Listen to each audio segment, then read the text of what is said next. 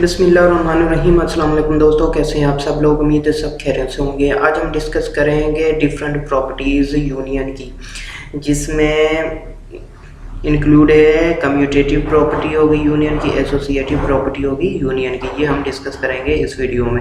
जिसने भी मेरे चैनल को अभी तक सब्सक्राइब नहीं किया, सब्सक्राइब करें, लाइक करें, शेयर करें मेरी वीडियोस को। चलिए आते हैं टॉपिक ऊपर। कम्यूटेटिव प्रॉपर्टी क्या होती है? जैसे कि सेट ए और सेट बी दो सेट हैं, अगर उनका यूनियन करें, ए यूनियन बी करें या उसको बी यूनियन ए करें, दोनों क्या है, इक्वल आने चाहिए। उसको हम क्या कहते हैं? कम्यूटेटिव प्रॉपर्टी ऑफ यूनियन कहते हैं।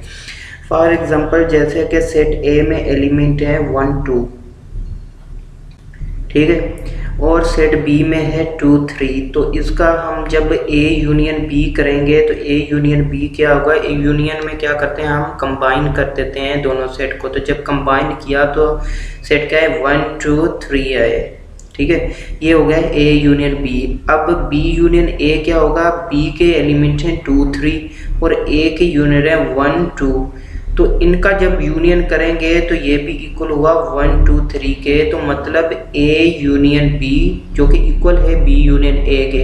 तो इसको हम क्या कहेंगे? कम्यूटेटिव प्रॉपर्टी कहेंगे यूनियन की, क्योंकि ए यूनियन बी जो है वो इक्वल है बी यूनियन ए के। इसी तरह नंबर 2 है associative property of union of A set, जिसमें कहता है कि 3 सेट हैं ए बी सी, और हम इसका अगर करें ए यूनियन फिर bracket B union C bracket, ये इक्वल होना चाहिए bracket A union B bracket union C के।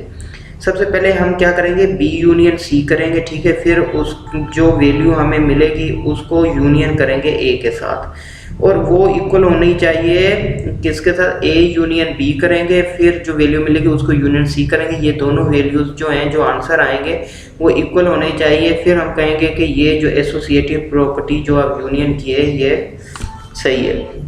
फॉर एग्जांपल जैसे कि ये सेट ए में एलिमेंट क्या है? 1 2 है, ठीक है, और सेट बी में एलिमेंट है 2 3, और सेट सी में क्या है? 1 2 3 4 है।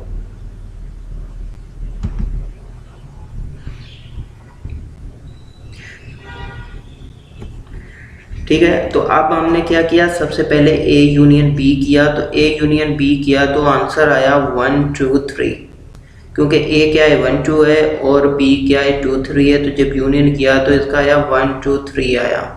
तो अब जो है ए यूनियन बी हमें मिल गया जो कि 1 2 3 है, और यूनियन सी क्या है? 1 2 3 4 है।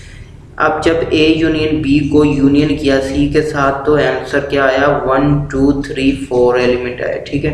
अब अगेन हमने क्या करना? अब बी यूनियन सी करना है। अब बी यूनियन सी किया तो 2 बी क्या है? 2 3 है, और उसका यूनियन जो है सी की वैल्यू क्या है? 4 3 2 1 है। तो जब हमने इन दोनों को यूनियन किया तो वही 4 3 2 1 आया।